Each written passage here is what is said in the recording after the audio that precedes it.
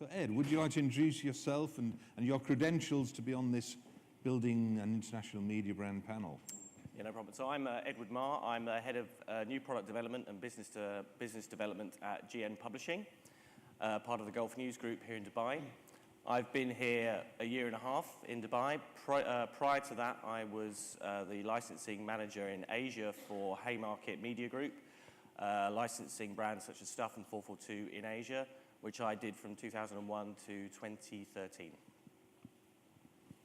Good morning, everybody. My name's Tim Hudson. I'm Director of International Licensing and Syndication at Immediate Media. To place Immediate within the UK magazine media marketplace, we're probably across most conventional metrics number 3, although we very much kind of define ourselves as a special interest publisher.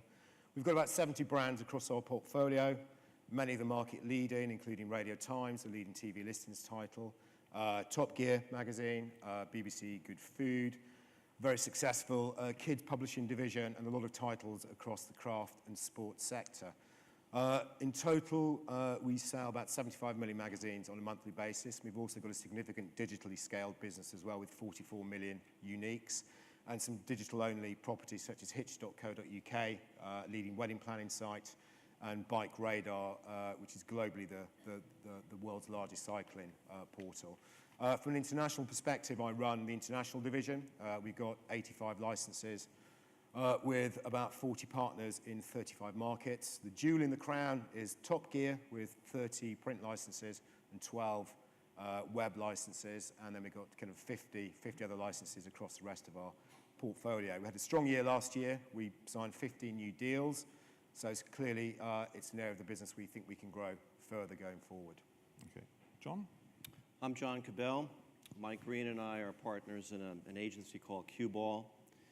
We help publishers and media groups develop their businesses outside of their own countries. We've worked with approximately 150 companies over the 17 years of our practice, brokered 500 deals, licenses, joint ventures, some M&A work. I got my start in international publishing as the first international director at Rodale, and I've been in the business since 1977. My name is Omar Khalifa. I'm Managing Director of O Media. We started in 2009. We publish BMW's official magazine, and Evo Egypt, and Renault magazine in Egypt, and Turning Points by the New York Times News Service and Syndicate. We also manage the sales of one of the largest outdoor agencies in Egypt, and we have a digital website as well. Thanks, guys. Okay, so 2 media owners and two people who represent lots of international media brands. John, in Toronto at our FIPP World Congress last October, you spoke and you famously said that the old print-based licensing model is dead. So what's the model now? Well, I was trying to make a point. It's not to say that the old model is entirely dead. There are still traditional magazine licensing deals that are being done in certain categories like luxury, which James Hughes talked about yesterday. But the new model is, I think, necessarily digitally led and sometimes digital only. Many of our clients who have magazines now are doing deals that are being led or done solely in the digital space. And I think the characteristics that people bring in, or the assets that a publishing company brings in for cross-border business, are content has become much more important. Brand is still important if you have a strong brand, but content is much more important. Sometimes the technology you bring to bear is going to be important in a relationship. And the structure of deals tend to be much lower minimum guarantees, much more of a partnership relationship, and probably shorter term deals than you normally would have had with a print license. And Ed, is that what you're seeing? It is now much more than print and shorter term, much more content driven. What's it from your side? I think for us as a media owner, print is always a good starting point. For us, there's still revenue in print. But if we're looking at any brand, Today, we want something that's going to offer us a 360 platform. We want to be able to launch brand extensions from that brand, whether it's in events or digital. Digital is something we're wanting to do more of, but it's unproven as a revenue generator here so far. So, yeah, I mean, I think for us, it's definitely a 360 platform. If there's a way of developing more revenue from the brand in other areas, it's all about connecting advertisers and audiences. So whether you do that in a room, on a page, or on the web, it's all the same thing for us, I think. Okay, and Omar, in Egypt, is it still a print-based model, or is it, as John says, the new model, which embraces all aspects of the brand? I think it all depends on the brand, and for my personal opinion is that if something works very well in print, that doesn't mean it's going to work in digital. You know, it's like two different businesses and completely two different ways of selling it. So when we are interested in licensing a print brand, then we're interested in their print. Of course, if we have rights for the online platforms, that would be an addition, but it wouldn't be a deal breaker.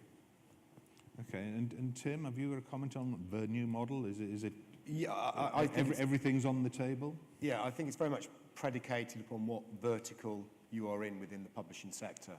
I think from a B2B perspective, for several years now, the new model is the model. You know, I think the print-based model has gone. I think if you're a more general lifestyle brand, the new model is with a very digital approach is very much there. I think particularly because you can bring a scaled audience for advertisers. I think on the special interest sort of side, it's kind of not necessarily so. It's mixture. We do some print-only deals, but increasingly, obviously, we are looking to marry that and back that up with digital or event-based activity as well.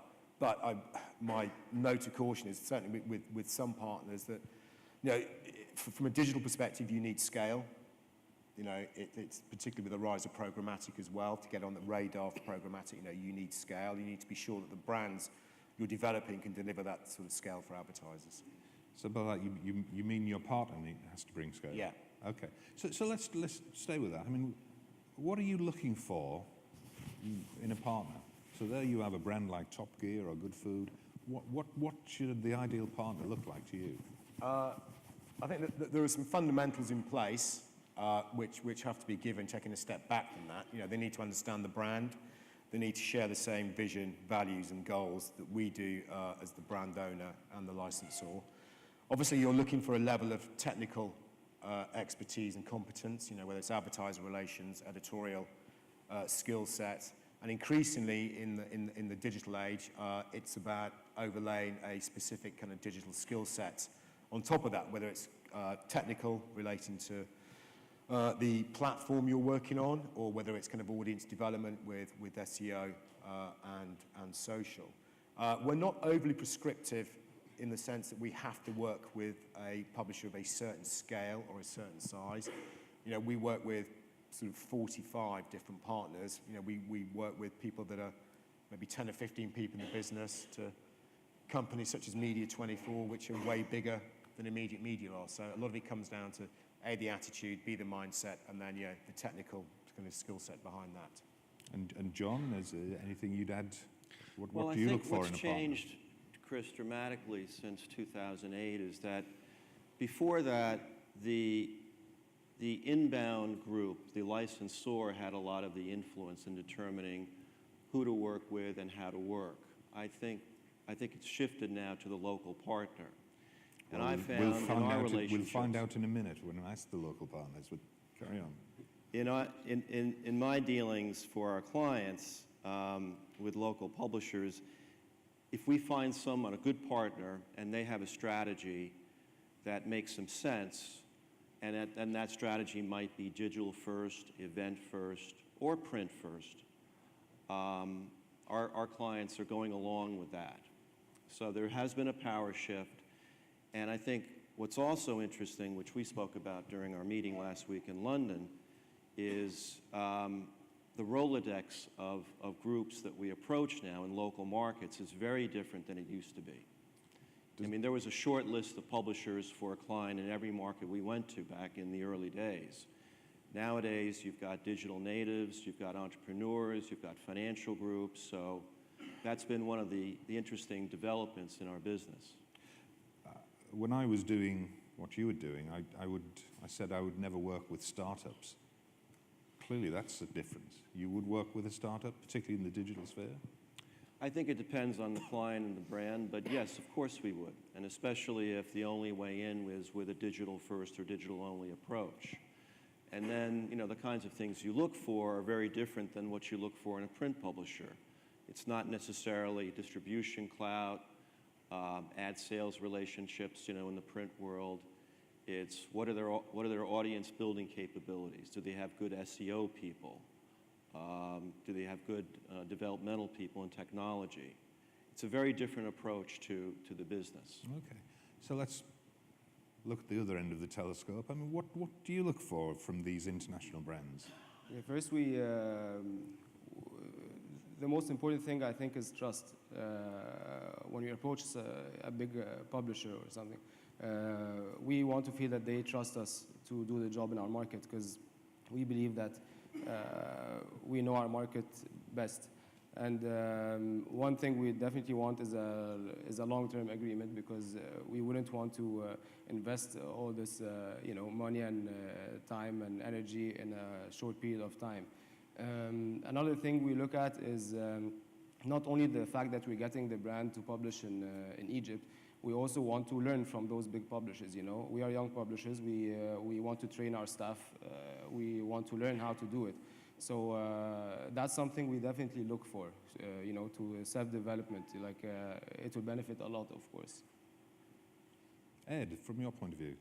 Well, clearly, it starts, I think, with the brand. You want a brand that has resonance. There has to be a reason to bring the brand to the market, whether it's known by readers or advertisers. That's a good starting point. Thereafter, content.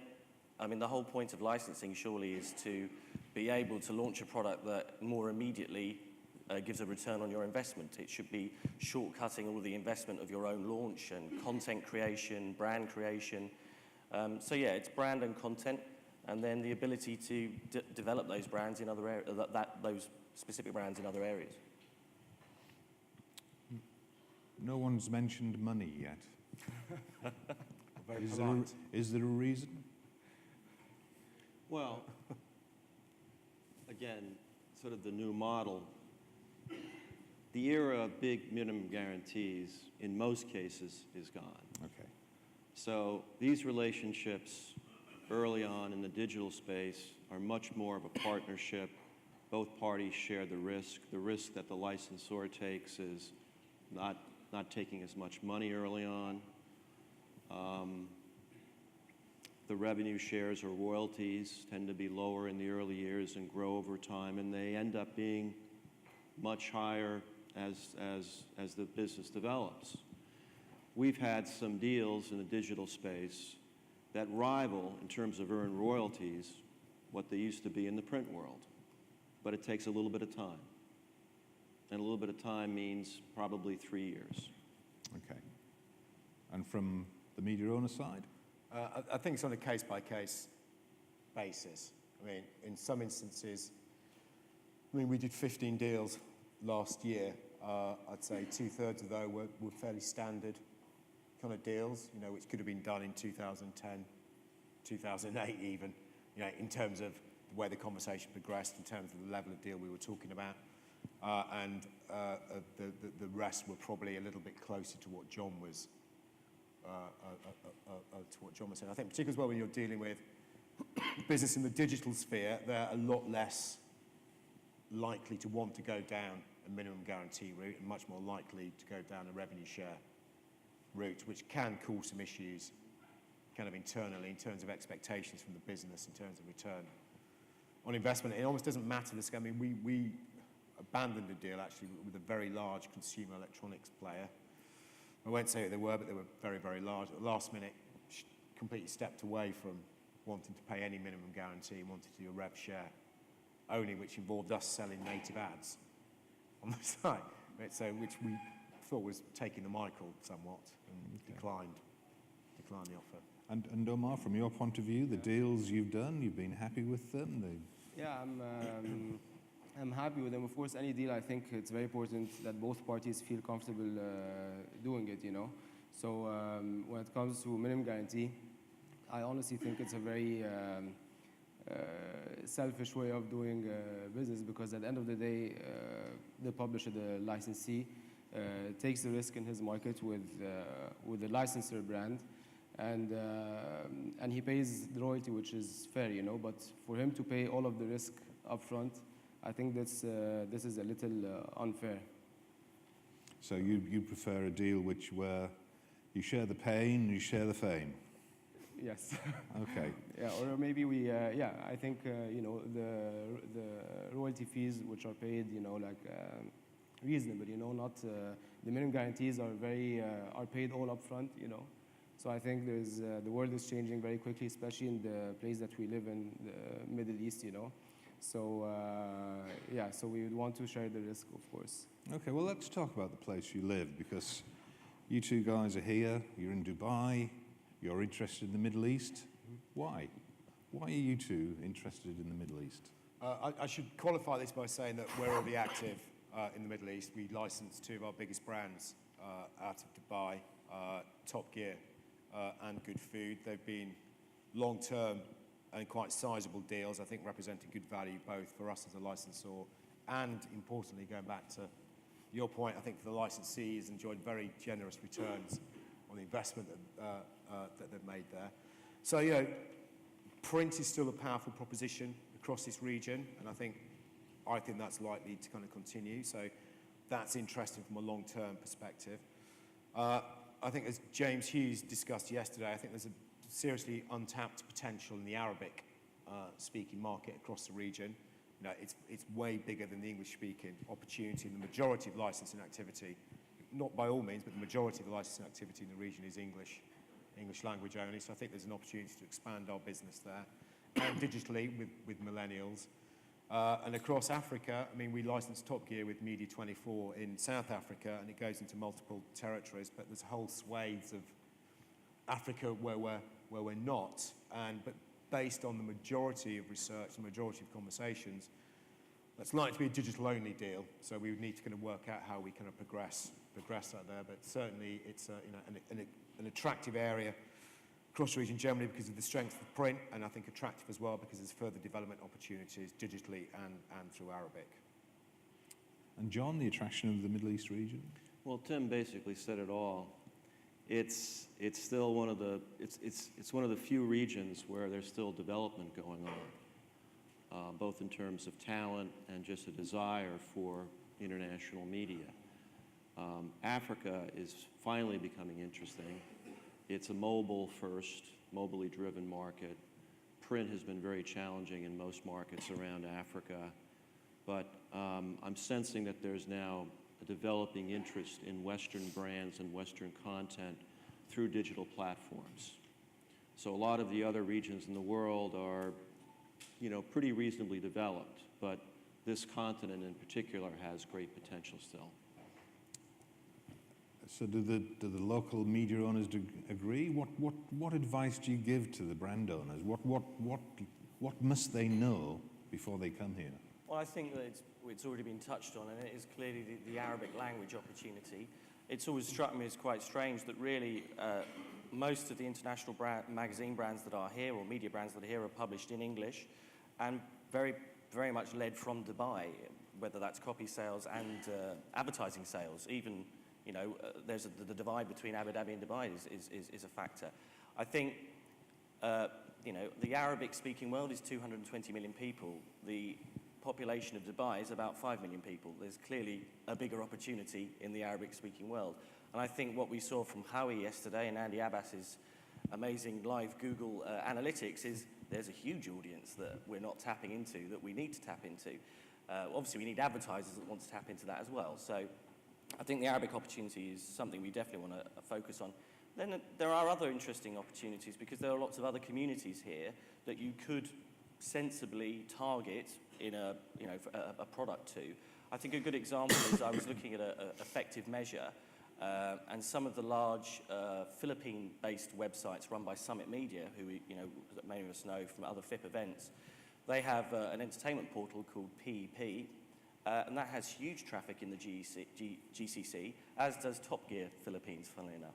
But there's an obvious reason for that, and that's because there's a large Filipino community here that are wanting to know what their celebrities and pop music industry is doing. So where that's not a huge opportunity, it's an interesting opportunity, especially in the digital space. How do we target advertising and content to the different communities that require it, aside from just the English-speaking expat community, moving into Arabic, etc.? There are some limitations, though, in the region on subject matter, of course, especially with Arabic. Playboy is going to have some problems coming to this region, and they have.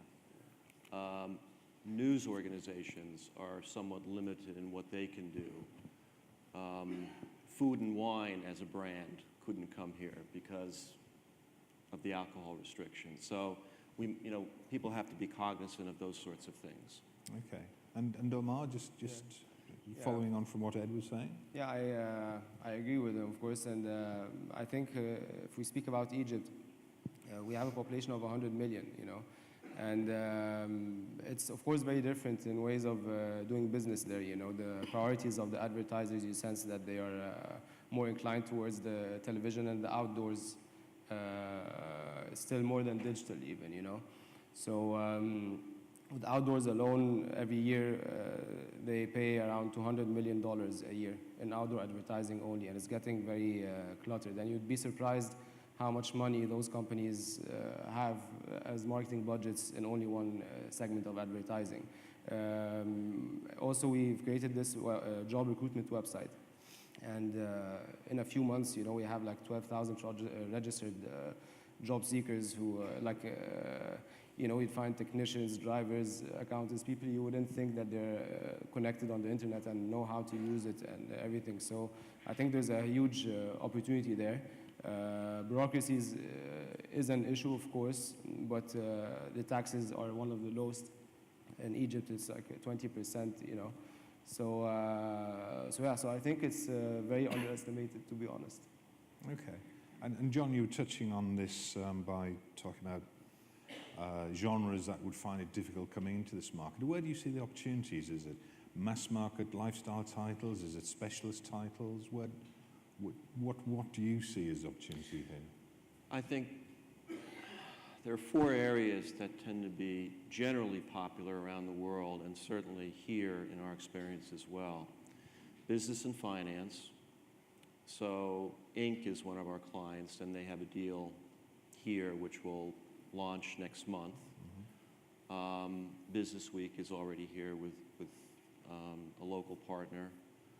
That area generally works. Luxury, which Gulf News is involved with, is interesting, and especially so in print. It's one of the categories that still works brilliantly in print.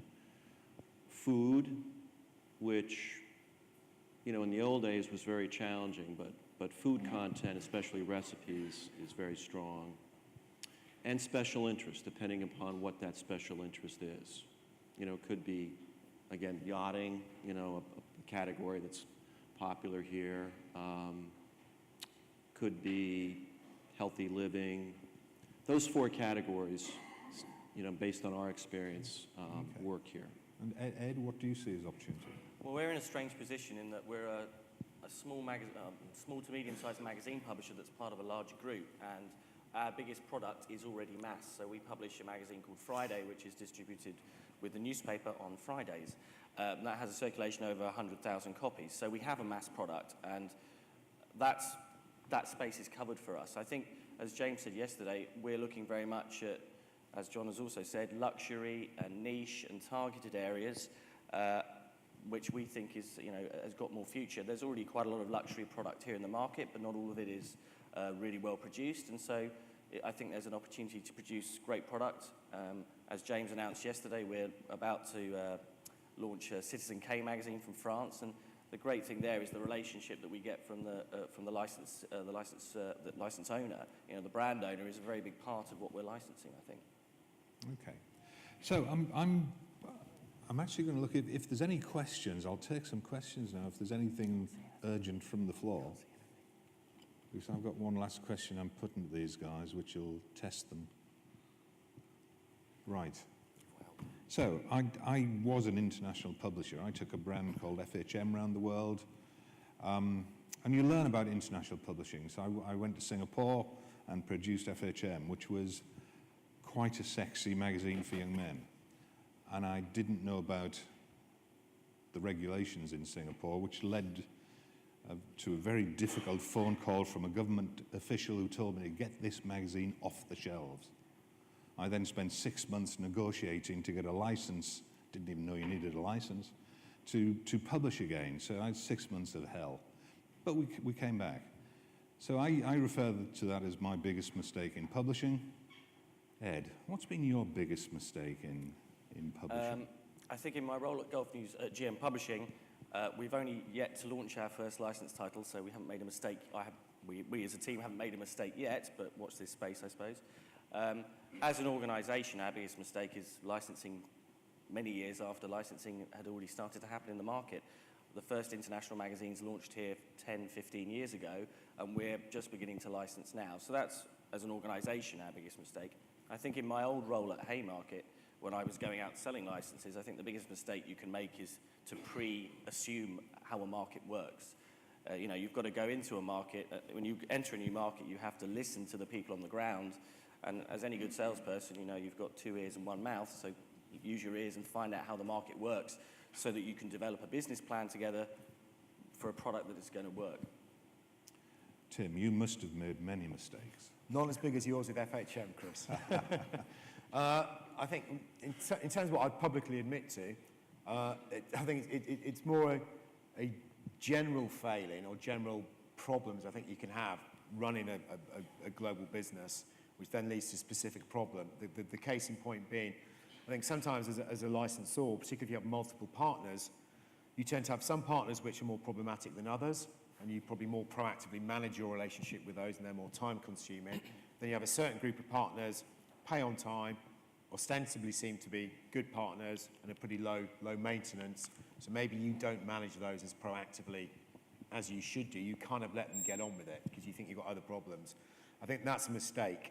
We at Immediate with Top Gear had an incident, not last year, year before, just after I joined, so that was a real baptism of fire, with a partner in South Korea that we'd put in our good licensee category, if such a category existed, and we found out that actually there'd been systematic abuse, systematic breaks of contract, all manner of things had been going wrong, so we had to terminate that agreement, and that was quite a painful, lengthy, drawn-out process, which takes you away from the fun, more appealing parts of the job.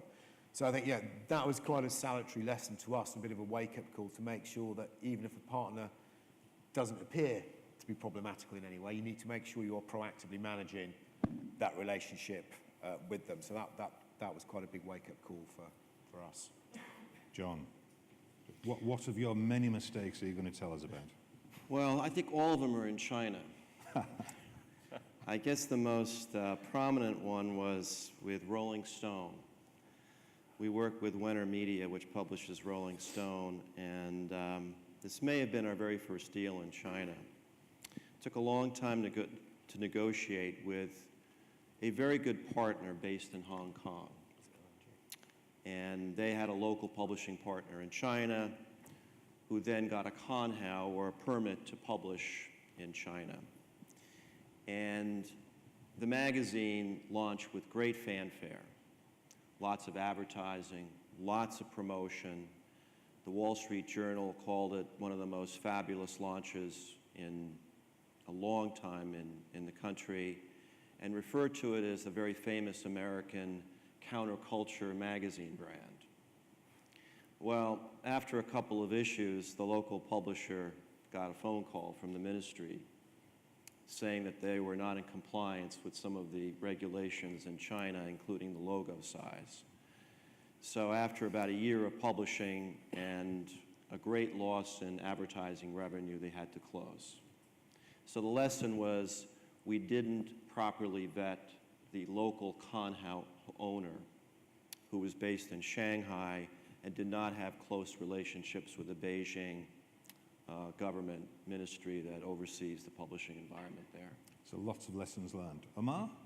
I think, What can you share with us? I think my biggest mistake was that I didn't start the company earlier than 2009. Usually, you know, in the place that we live in, you know, you finish university, you get a job in a multinational for a year or two, and then you start thinking of starting a company. And I think that's all incorrect. I think you should go for it. I'd always say that I regret that during my university years when I knew everyone, I had the best contacts, you know, I should have started then.